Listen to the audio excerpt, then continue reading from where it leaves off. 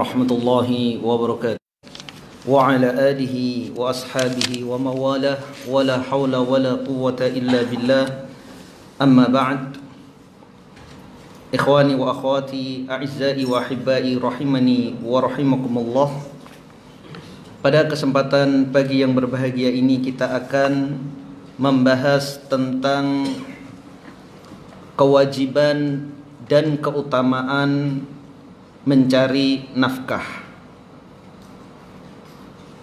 Mencari nafkah adalah fitrah seluruh manusia. Tidak hanya orang-orang beriman, orang-orang kafir pun mereka mencari nafkah dan memberi nafkah kepada keluarga mereka. Bahkan ini juga terjadi pada binatang. Para induk hewan mereka mencari makanan untuk anak-anak mereka secara naluri. Mereka bertanggung jawab. Kalau kita perhatikan induk ayam cakar-cakar mencari makanan, begitu mendapatkan makanan tidak dia makan, dia berikan kepada anak-anaknya. Begitu juga burung terbang jauh, begitu mendapatkan makanan dia bawa pulang, ia berikan kepada anak-anaknya. Kita sebagai umat Islam diperintahkan oleh Allah Subhanahu wa taala untuk memberi nafkah kepada keluarga kita.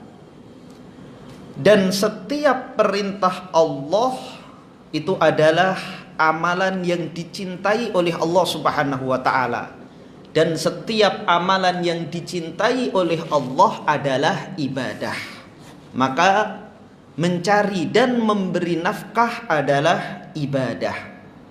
Allah Subhanahu wa taala berfirman di dalam surah At-Talaq ayat 7, liyunfik dzu sa'atin min sa'atihi wa man qudira 'alaihi rizquhu falyunfik mimma atahu Allah.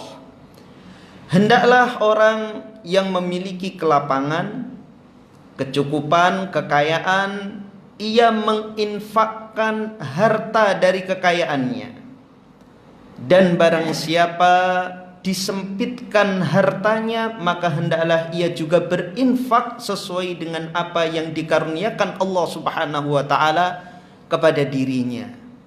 Jadi yang kaya, yang pertengahan, yang miskin, semuanya wajib memberi nafkah. Tentunya kewajiban orang kaya berbeda dengan kewajiban orang miskin. Berdasarkan ayat ini, jika ada orang yang diberi kecukupan harta, dia hartanya melimpah, kemudian memberi nafkah kepada keluarganya seperti pendapatan orang miskin, maka dia berdosa. Karena Allah Subhanahu wa taala memerintahkan untuk memberi nafkah sesuai dengan kelapangannya. Kalau dia pelit kepada keluarganya, maka ia berdosa.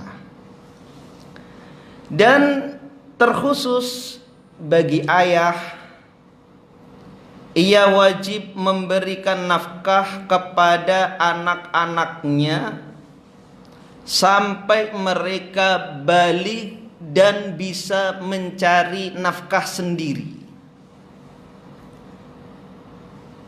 Meskipun sang ayah ini telah bercerai dengan ibu anak dari anak dia, dari ibu yang melahirkan anak dari istri dia yang telah ia ceraikan. Allah Subhanahu wa taala berfirman di dalam surah Al-Baqarah, wa 'alal mauludi rizquhunna wa 'alal mauludi lahu rizquhunna wa kiswatuhunna bil ma'ruf. Dan bagi orang yang dikaruniai anak, hendaklah ia memberikan nafkah kepada para ibu yang mengandung atau menyusui anak dari istri yang ia ceraikan. Ini sebagian masyarakat kurang memahami jika seorang laki-laki menceraikan wanita dalam keadaan mengandung atau telah melahirkan anak. Kemudian terjadi sengketa perebutan hak asuh. Kemudian hak asuh jatuh pada tangan ibu. Kemudian mantan suami karena marahnya tidak memberikan apapun kepada mantan istrinya dan anaknya. Ingat, ada mantan suami, ada mantan istri, namun tidak ada mantan anak selamanya, bahkan sampai hari kiamat. Anak kita tetap anak kita dan orang tua kita tetap orang tua kita, dimanapun dan sampai kapanpun. Hak asuh adalah hak seseorang untuk mengasuh. Jika diputuskan oleh hakim hak asuh, dan ini biasanya jatuh pada tangan ibu, dan ini yang ditetapkan oleh Rasulullah SAW, meskipun tidak mutlak. Karena jika syarat-syarat mengasuh tidak ada pada seorang ibu juga bisa gugur. Dilihat dari kasih sayang, kemudian tanggung jawab mendidik dan seterusnya. Jika hak asuh tersebut jatuh pada tangan ibu, ayah masih tetap berkewajiban memberi nafkah. Karena memang hak asuh itu lebih pantas pada ibu. Karena kasih sayang yang ada pada ibu tidak dimiliki oleh ayah. Kemudian air susu ibu jelas tidak dimiliki oleh ayah. Dan air susu ibu itu tidak tergantikan dengan apapun. Maka seorang ayah berkewajiban memberikan nafkah kepada anaknya sampai ia dewasa dan mampu untuk mencari nafkah. Begitu juga ibu yang merawat anak ini. Bukan dia menafkahi karena statusnya sebagai istri, tidak. Karena dia sudah dicerai, mantan istri tidak berhak mendapatkan nafkah. Namun karena ibu ini mengandung atau menyusui anaknya, anak laki-laki ini, maka dia berkewajiban juga. Karena orang mengandung, menyusui itu lelah, maka perlu diberi rupiah, perlu dihargai.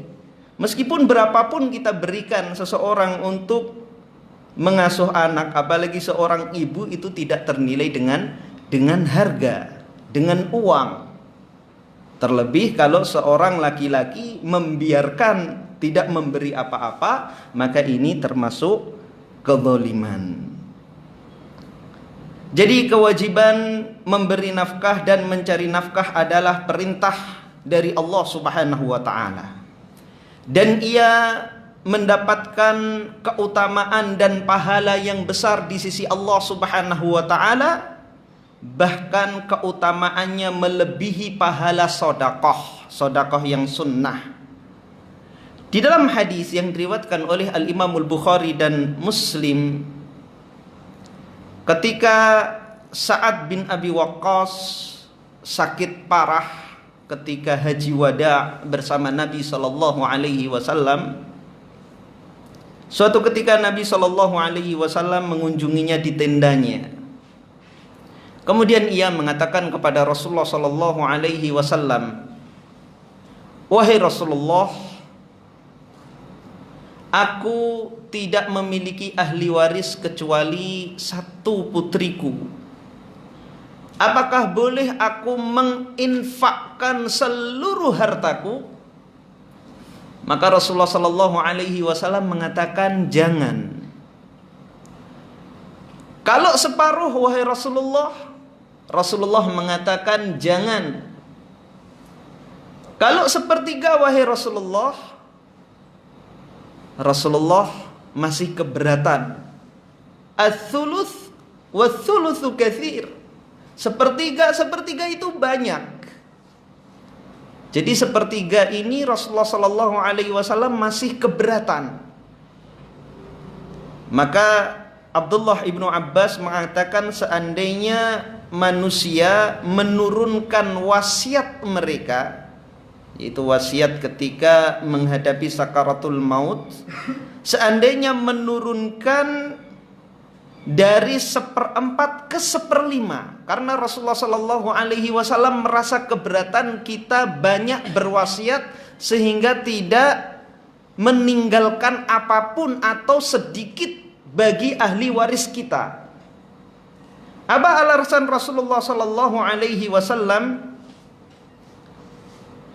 Alasan Rasulullah Shallallahu Alaihi Wasallam melarang kita berwasiat dari sebagian besar harta kita atau bahkan seluruhnya.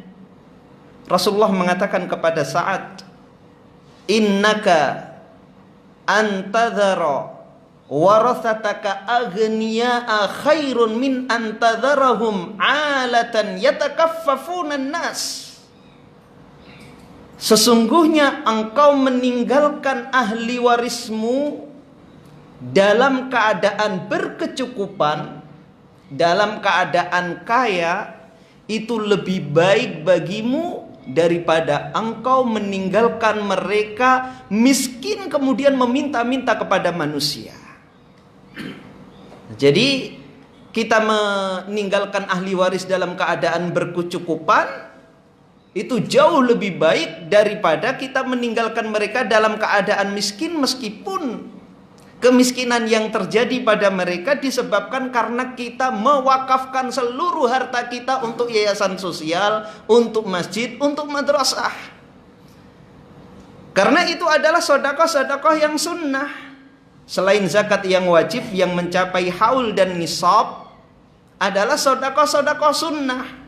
Jika kita infakkan seluruh harta kita untuk yayasan sosial, untuk masjid, untuk sekolahan, kemudian kita sisakan sedikit untuk ahli waris kita, kemudian mereka menjadi orang-orang terlantar, akhirnya meminta-minta kepada manusia, justru mereka terjatuh pada perbuatan yang tercela.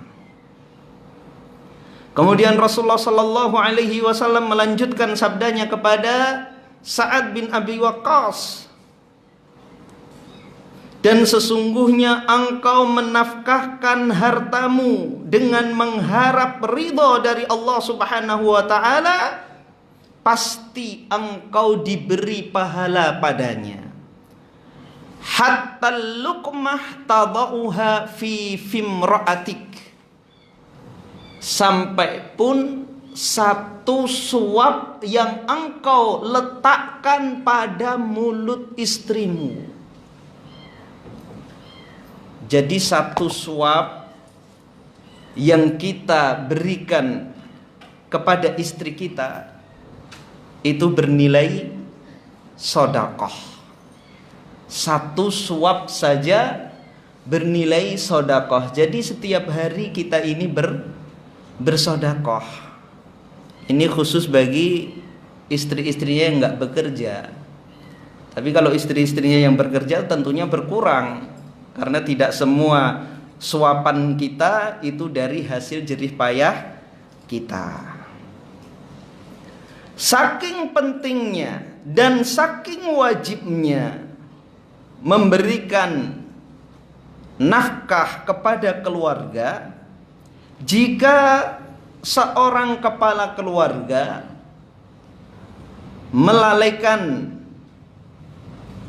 lalai dari menafkahi keluarganya, maka boleh anggota keluarga mengambil harta dari kepala keluarga tanpa sepengetahuannya. Berdasarkan hadis yang diriwayatkan oleh Al-Imamul Bukhari dan Muslim, Disebutkan di dalam kitab Bulughul Maram hadis nomor 189 dari Aisyah radhiyallahu an menuturkan, dakhalat Hindun bintu Utbata imra'atu Abi Sufyan.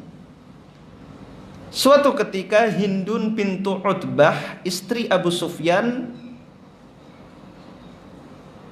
masuk menghadap Rasulullah sallallahu alaihi wasallam. Faqalat, maka ia mengatakan, ya Rasulullah, wahai Rasulullah, inna Abu Sufyan rajulun syahih.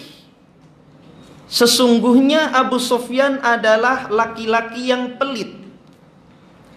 La yu'tini minan nafaqati ma yakfini, tidak memberikan nafkah yang mencukupiku. Wa yakfi bani, dan yang mencukupi anak-anakku. Illa ma akhadtu min malihi bighairi ilmih, kecuali dengan aku mengambil dari hartanya tanpa sepengetahuannya. Fahal alayya fi dzalika min junah, apakah perbuatanku itu mendapatkan dosa? Faqal, maka Rasulullah sallallahu alaihi wasallam bersabda, khudhi min malihi bil ma'ruf ma yakfiki wa ma yakfi baniki. Ambillah dari hartanya dengan cara yang ma'ruf, yang mencukupimu dan mencukupi anak-anakmu. Dari hadis ini banyak sekali pelajaran yang bisa kita petik,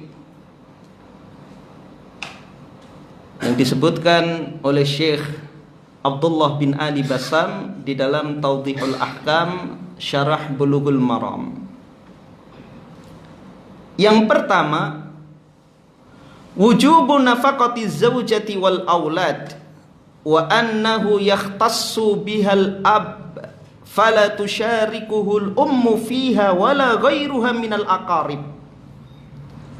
Kewajiban memberi nafkah istri dan anak-anak, dan itu khusus bagi ayah dan tidak berkewajiban padanya ibu, dan tidak pula karib kerabat. Jadi yang berkewajiban menafkahin keluarga itu ayah. Jika ibu kaya raya, miliarder, mendapatkan harta warisan dari ayahnya, maka sedikit pun tidak ada kewajiban dia menafkahi anak-anaknya, apalagi suaminya. Jadi sekali lagi, seorang istri, seorang ibu tidak berkewajiban memberi nafkah, apalagi mencari nafkah. Jika suami miskin, maka jika sang istri memberikan sebagian harta untuk suami, itu bukan kewajiban, tapi ini suatu kebaikan. Dia mendapatkan pahala padanya. Begitu juga seorang istri jika bekerja tanpa melanggar syariat, dan dia mendapatkan nafkah dari pekerjaannya tersebut, maka ini adalah hal yang boleh. Sebagaimana Asma binti Abi Bakrin membantu suaminya ke ladang, tidak masalah. Tapi sekali lagi, ini bukan kewajiban. Jadi jika ada sebuah keluarga, ada kesulitan ekonomi, kemudian suami menyalahkan istrinya, kamu sih nggak bantu saya, ini adalah ucapan yang keliru.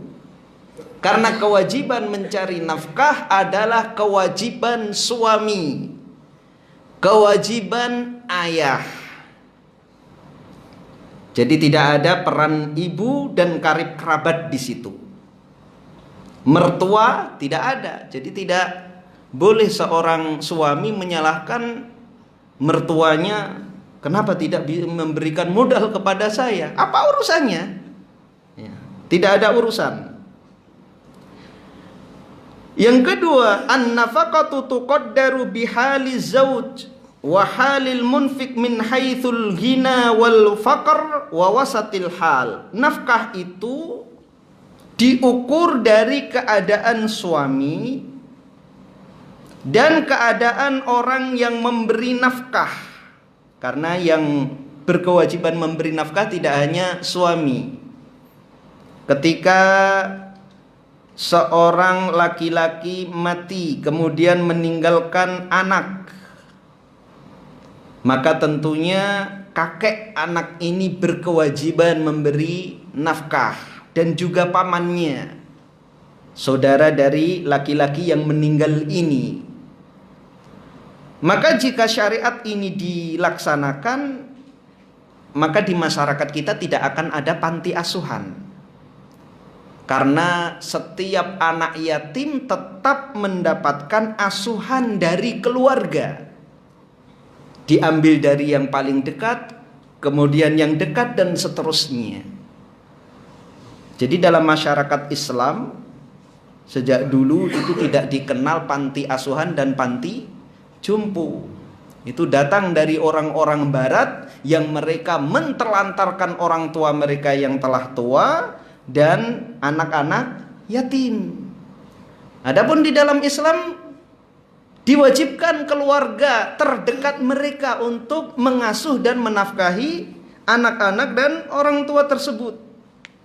Kembali kepada masalah nafkah ini, ketika seorang anak dia mendapatkan nafkah dari kedua orang tuanya sampai ia dewasa, maka sebaliknya ketika dia sudah dewasa dan mampu mencari nafkah, kemudian orang tuanya sudah tidak mampu lagi mencari nafkah, maka timbal balik dia yang berkewajiban memberikan nafkah kepada orang tuanya.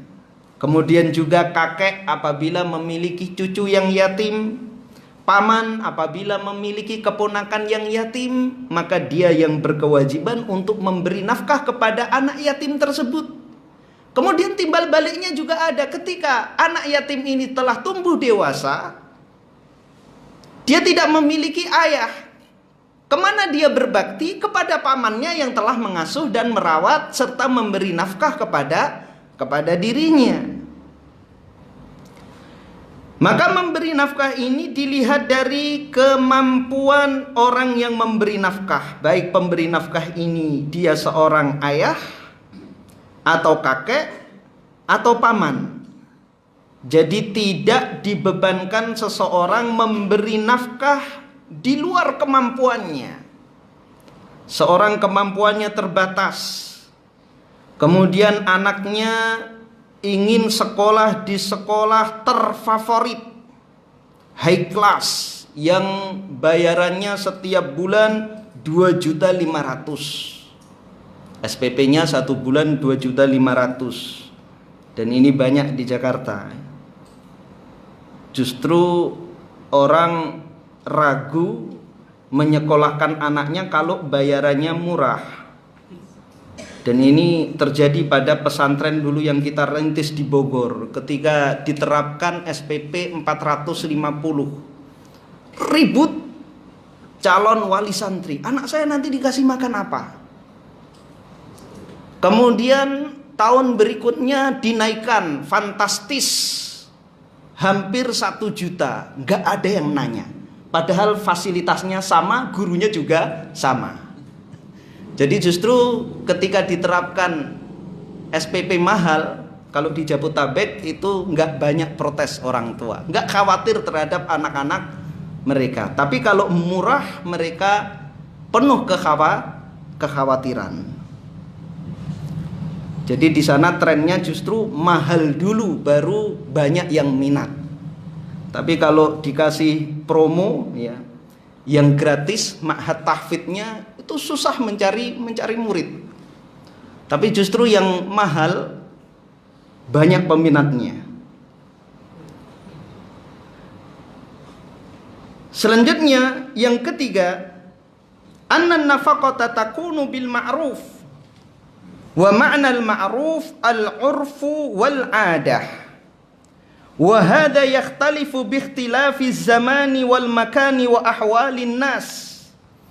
Bahwasanya nafkah itu dilakukan dengan cara yang ma'ruf. Apa itu ma'ruf? Isim maf'ul dari arafa ya'rifu, kebaikan yang dikenal di suatu masyarakat. Inilah yang dinamakan urf atau adat. Maka yang seperti ini berbeda dari satu zaman ke zaman yang lain, dan dari satu tempat ke tempat yang lain. Ma'ruf di kalangan kita berbeda dengan ma'ruf di negara-negara maju. Berbeda dari satu zaman ke zaman yang lain, dari satu tempat ke tempat yang lain. Ma'ruf di masyarakat zaman dahulu memberikan kendaraan, menyediakan kendaraan untuk keluarga itu apa? Unta. Di zaman sekarang kalau kita memberikan kendaraan untuk keluarga kita unta, maka itu bukan cara yang ma'ruf meskipun harganya lebih mahal daripada motor. Demikian juga memberikan makanan. Di masyarakat yang makan beras, maka tidak ma'ruf kalau memberikan keju, meskipun keju lebih mahal daripada beras. Ada yang makan beras ini? Iya. Ayam yang makan beras ya. Apalagi yang lebih murah. Orang terbiasa makan nasi kasih makan gaplek. Maka ini bukan cara yang ma'ruf. Maka Rasulullah sallallahu alaihi wasallam mengatakan kepada Hindun binti Utbah, "Khudhi min malihi bil ma'ruf." Ambillah dari harta Abu Sufyan dengan cara yang ma'ruf. Apa sih ma'ruf? Yang berlaku pada saat itu yang mencukupi istri Abu Sufyan dan anak-anaknya. Maka ketika ada seorang wanita yang mengadu kepada kita tidak mendapatkan harta yang mencukupi dirinya dan anak-anaknya, maka tidak serta-merta dibolehkan baginya mengambil harta dari suaminya. Karena berkecukupan harus dilihat. Seorang wanita datang, "Ustadz, suami saya tidak memberikan harta yang mencukupi saya. Setelah diperiksa ternyata tidak cukup untuk shopping ke Singapura." Ini tentunya adalah tidak ma'ruf. Maka yang ma'ruf adalah yang berlaku pada masyarakat tersebut dan dilihat dari kondisi suami. Jadi bukan karena dia melihat kanan kirinya, tetangganya, kawan-kawannya minta kepada suami tidak diberi, kemudian dibolehkan baginya untuk mengambil dari harta suaminya. Jadi tidak mutlak seperti itu. Jadi dilihat dari uruf adat istiadat masyarakat setempat dan juga dari kemampuan suami. Suami sudah maksimal, ada memang harta tapi itu uang modal. Kalau keambil, maka usahanya tidak bisa jalan lagi. Ya. Jualan bakso. Ya.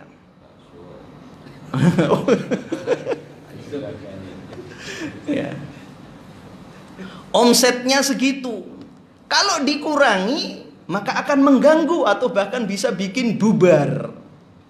Istri menginginkan baju baru, abaya baru, dan seterusnya, serba yang baru. Tapi kalau madu baru nggak mau. Jadi tidak serta-merta kita membolehkan pada wanita ini, tapi dilihat dari kebutuhan masyarakat setempat dan juga kemampuan suami. Yang keempat, anna man wajabat alaihin nafaqah falam yukfik suhan fa innahu yu'khadhu min malihi walau bi ghairi ilmihi li annahu nafaqatun wajibatun alaihi. Bahwasanya orang yang berkewajiban memberi nafkah, kemudian dia tidak memberi nafkah karena pelit, maka diambil dari hartanya meskipun tanpa sepengetahuannya. Karena ini adalah kewajiban bagi orang tersebut untuk mengeluarkan nafkah, memberikan nafkah. Ini jelas dari perintah Rasulullah SAW kepada Hindun untuk mengambil harta suaminya, yaitu Abu Sufyan. Yang kelima, wa minhu annal mutawalli ala amrin minal umur yurja'u fi takdirihi ilaih li'annahu mu'tamanun falahul wilayatu ala dhalik.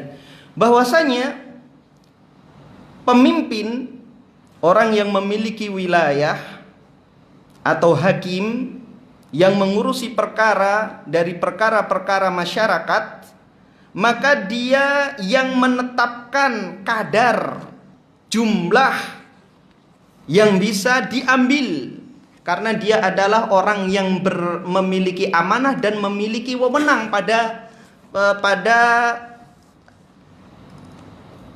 ketetapan tersebut.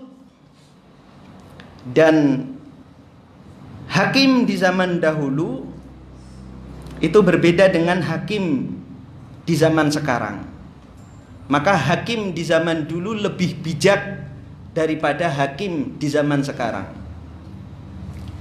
Hakim di zaman dahulu dan juga masih berlaku pada masyarakat pedalaman itu adalah kepala suku. Dan masyarakat dahulu bukan masyarakat yang majemuk.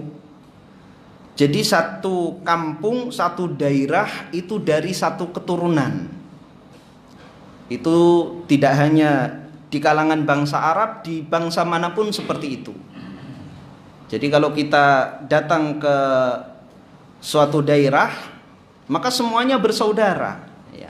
Pamannya, iparnya, keponakannya, besannya, semuanya tinggal di situ. Dan hakim adalah kepala suku, dan kepala suku adalah tokoh yang disegani dan dihormati dan telah berumur, sehingga hakim ini mengenal karakter orang-orang yang dia pimpin. Semua orang di masyarakat tersebut dia mengenal karakternya. Jadi jika ada laporan fulan berbuat begini dan begitu, maka tidak perlu waktu yang lama untuk memberikan tindakan, karena dia mengetahui karakter orang yang terlapor dan karakter pelapor, dan hubungan antara kedua tersebut serta sejarah dari hubungan kedua orang tersebut dalam kasus apapun. Maka ketika hakim memutuskan suatu perkara, tidak perlu adanya pengacara. Dan ketika dua-duanya duduk di hadapan hakim, kedua-duanya menerima, legowo, karena yang memutuskan adalah sosok yang mereka hormati. Berbeda dengan hakim di zaman sekarang, ya. Hakimnya datang dari luar daerah baru, ya. Hakim di Madiun datang dari Sumatera, nggak ngerti sama sekali latar belakang orang-orang di Madiun, apalagi per orang. Sehingga ketika ada kasus sengketa tanah misalnya, maka urusannya panjang. Urusan apapun menjadi panjang. Maka untuk memutuskan keputusan terkadang jauh dari bijak. Adapun hakim di zaman dahulu mengenal semua orang yang ada di masyarakat tersebut. Jadi ketika Hindun datang kepada Rasulullah Sallallahu Alaihi Wasallam, tidak perlu lama Rasulullah Sallallahu Alaihi Wasallam telah tahu karakter Abu Sufyan. Jadi langsung memberikan keputusan, langsung memberi keputusan tanpa memanggil Abu Sufyan, tanpa mengambil Abu Sufyan untuk diinterogasi, untuk ditanya apakah benar atau tidak. Kan ada saja kemungkinan pelapor itu berbohong. Tapi karena Rasulullah Shallallahu Alaihi Wasallam mengenal betul karakter Abu Sufyan, maka langsung memberikan keputusan kepada Hindun untuk mengambil harta suaminya. Dan tidak ada protes dari Abu Sufyan setelah Rasulullah Shallallahu Alaihi Wasallam menetapkan keputusan ini terhadap Hindun. Jadi tidak ada gugatan. Tidak ada gugatan. Berarti kejadian ini benar, apa yang dilaporkan oleh Hindun ini benar. Dan ini tidak dipungkiri oleh Abu Sufyan meskipun dia tidak dipanggil terlebih dahulu. Dan seperti ini sulit diberlakukan di masyarakat, terutama di perkotaan. Ya, ketika datang seseorang kepada kita, ya, mengadu kepada ustadz, maka jangan buru-buru memberikan keputusan, terutama jika ada urusan antara suami dengan istri. Ketika seorang laki-laki mengadukan istrinya, maka jangan buru-buru memberikan jawaban sebelum kita mendengar dari istrinya. Begitu juga sebaliknya. Karena kedua-duanya jika tidak hadir salah satunya, pasti tidak akan objektif. Masing-masing akan membenarkan dirinya. Saya sudah begini, saya sudah begitu. Ya. Pasangan saya begini dan begitu. Maka sebelum kita mendengar dari yang terlapor, jangan memberikan keputusan.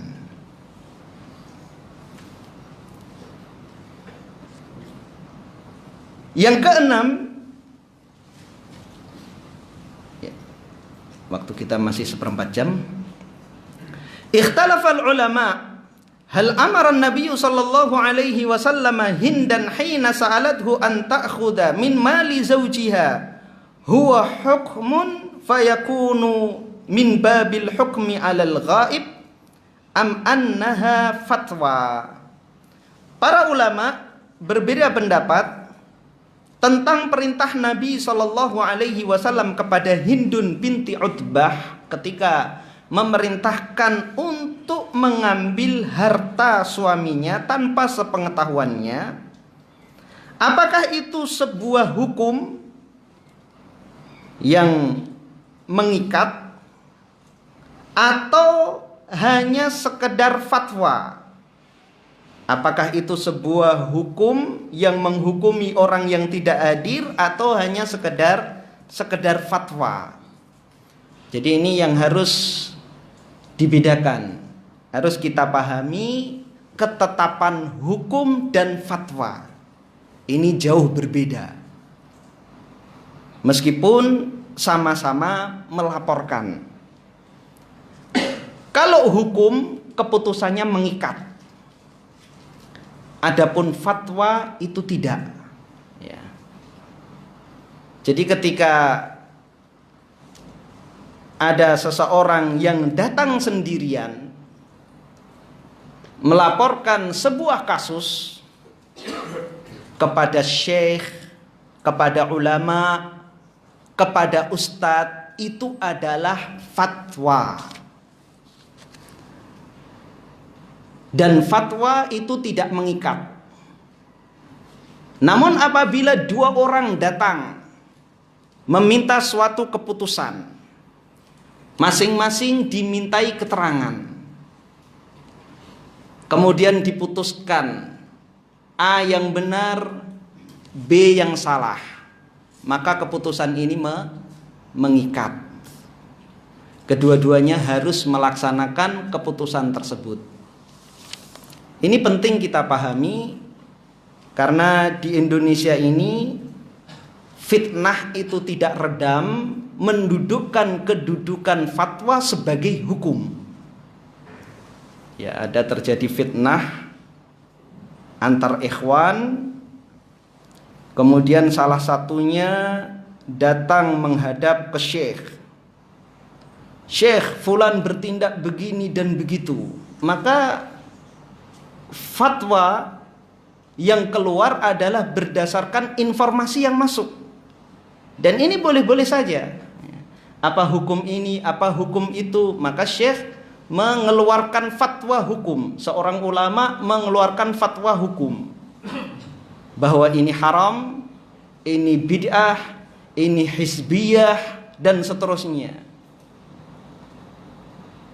Bisa jadi jawaban dari fatwa ini keliru, bukan kekeliruan fatwa, tapi kekeliruan dari penanya yang tidak amanah. Jadi menilai orang yang dia laporkan dari sudut pandang dirinya saja. Dia tidak objektif. Kemudian setelah turun fatwa untuk menghantam orang yang dia laporkan, fulan hizbi, fulan ahlul bid'ah, fulan sururi, berdasarkan fatwa syekh. Yang terlapor tidak mau kalah, pergi umroh cari ulama juga. Dia laporkan orang yang telah mentahdzirnya. Kemudian dia mendapatkan senjata, balik dia tembak orang yang ia laporkan. Maka permasalahannya tidak akan selesai. Kalau mau selesai, dua-duanya duduk di hadapan ulama, masing-masing menyampaikan apa kasus, apa permasalahannya. Inilah hukum, bukan fatwa. Maka fitnah di Saudi itu cepat diredam, ya, karena di sana urusan agama itu dipegang penuh oleh pemerintah. Jadi jika ada hal-hal fitnah yang terjadi, segera teredam. Adapun di luar Saudi sulit diredam, ya, karena tidak adanya hakim yang memutuskan permasalahan-permasalahan tersebut.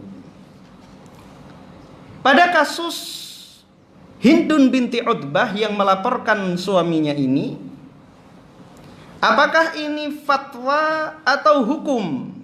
Para ulama berbeda pendapat. Di antara mereka mengatakan bahwa ini fatwa, karena Rasulullah tidak meminta dihadirkannya Abu Sufyan. Jadi itu hanya sekedar fatwa. Jika Hindun berdusta dan dia menerapkan fatwa Rasulullah Shallallahu Alaihi Wasallam, maka yang berdosa adalah yang melapor. Kalau seorang wanita bertanya kepada Ustadz, Ustadz, suami saya tidak memberikan nafkah yang mencukupi saya dan anak-anak saya. Kemudian Ustadz memberikan jawaban, ambil dari hartanya yang mencukupimu dan anak-anakmu. Kemudian dia mengambil dari harta suaminya, padahal suaminya telah memberikan nafkah yang cukup. Maka yang salah bukan ustadznya, tapi wanita yang melapor ini. Dan ustadznya tidak berdosa karena memberikan fatwa, bukan memberikan hukum, bukan memutuskan suatu hukum. Jadi yang salah, yang berdosa adalah yang pelapor. Jadi di sini Rasulullah Shallallahu Alaihi Wasallam tidak meminta dihadirkannya Abu Sufyan, maka ini hanya sekedar fatwa. Ulama yang lain mengatakan bahwa ini adalah hukum, karena Rasulullah Shallallahu Alaihi Wasallam memberikan suatu keputusan yang itu berkaitan dengan harta seseorang. Dan ini bisa saja karena sebagaimana tadi kita sampaikan bahwa hakim di zaman dahulu berbeda dengan hakim di zaman sekarang. Rasulullah Shallallahu Alaihi Wasallam telah mengenal benar karakter Abu Sufyan. Berbeda dengan di zaman kita sekarang, jika ada seorang wanita datang kepada kita melaporkan suaminya yang berbuat begini dan begitu, meskipun itu seorang ikhwan, kita tidak kenal benar karakter ikhwan tersebut. Kita baru tahu setelah istrinya lapor. Berikutnya, wa minhu anna hadhihi syikayah wa amsaluha la tu'tabaru minal ghibatil muharramah li'annaha rafa'at amraha ila waliyil amril qadiri ala insafiha wa izalati madlamatiha. Yang seperti ini berupa pengaduan dan yang semisalnya ini tidak termasuk ghibah yang diharamkan, karena Hindun mengangkat perkara tersebut kepada waliul amr, kepada orang yang mampu untuk berbuat insaf dan menghilangkan kezaliman. Jadi apabila seseorang menceritakan kejelekan orang lain untuk menghilangkan kejelekan tersebut, menceritakan kemaksiatan dan kemungkaran yang dilakukan oleh orang untuk menghilangkan kemaksiatan tersebut, maka ini tidak termasuk ghibah. Tapi kalau hanya sekedar untuk pemanis kopi, maka ini yang dinamakan ghibah, ya. Untuk dijadikan bahan candaan, ejekan, aib yang terjadi pada orang lain, maka ini adalah ghibah. Tapi kalau kita menceritakan kepada orang yang mampu untuk menghilangkan kemungkaran tersebut, baik itu pemerintah, ulama, orang tua, sahabat, ya, maka ini tidak termasuk ghibah. Jadi menceritakan kejelekan orang lain dalam upaya kita menghilangkan kejelekan tersebut, maka ini tidak termasuk ghibah. Yang kedelapan, wa minhu jawazu mukhatabatil mar'atil ajnabiyyati lil hajati wa indal amni minal fitnah. Dalam hadis ini menunjukkan dibolehkannya berbicara dengan wanita asing yang bukan mahram untuk kebutuhan jika aman dari fitnah. Yang kesembilan, umumul hadis yujibu nafaqatal auladi wa in kanu kibara. Keumuman hadis ini menunjukkan wajibnya memberi nafkah kepada anak-anak meskipun mereka telah tumbuh dewasa. Qala ta'ala, Allah Subhanahu wa ta'ala berfirman, wa 'alal mauludi lahu rizquhunna wa kiswatuhunna bil ma'ruf. Diwajibkan bagi sang ayah untuk memberi rizki kepada ibu, memberi nafkah kepada ibu dan memberikan pakaian kepada mereka dengan cara yang ma'ruf. Sebagaimana yang telah kita sampaikan tadi, bahwa ma'ruf adalah sesuatu yang dikenal oleh adat istiadat masyarakat, suatu masyarakat yang tidak melanggar syariat. Ini catatan penting, yang dikenal suatu masyarakat dan tidak melanggar syariat. Suatu kebaikan yang dikenal oleh suatu masyarakat dan tidak melanggar syariat. Karena ada hal-hal yang dianggap baik oleh suatu masyarakat namun melanggar syariat. Seperti pada masyarakat barat, mereka memberikan minuman khamr bagi keluarganya. Ini adalah hal yang baik menurut mereka, terutama di musim dingin, untuk menghangatkan badan, kata Pak Mul.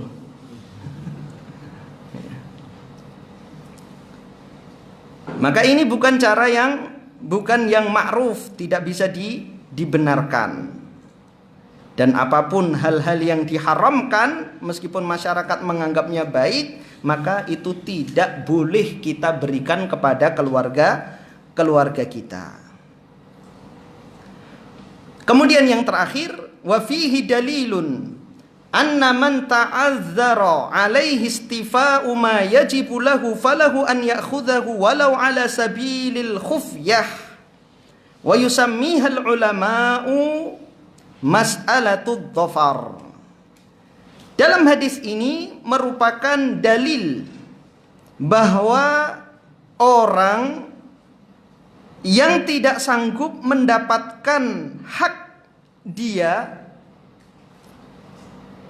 maka ia bisa mengambilnya sembunyi-sembunyi tanpa sepengetahuan orang yang berkewajiban untuk menunaikan hak. Ini adalah permasalahan dhafar, wa hiya mas'alatun khilafiyatun, dan ini adalah masalah yang diperselisihkan. Ajazah Syafi'i wa Ahmad, dibolehkan oleh Al-Imam Syafi'i dan Imam Ahmad.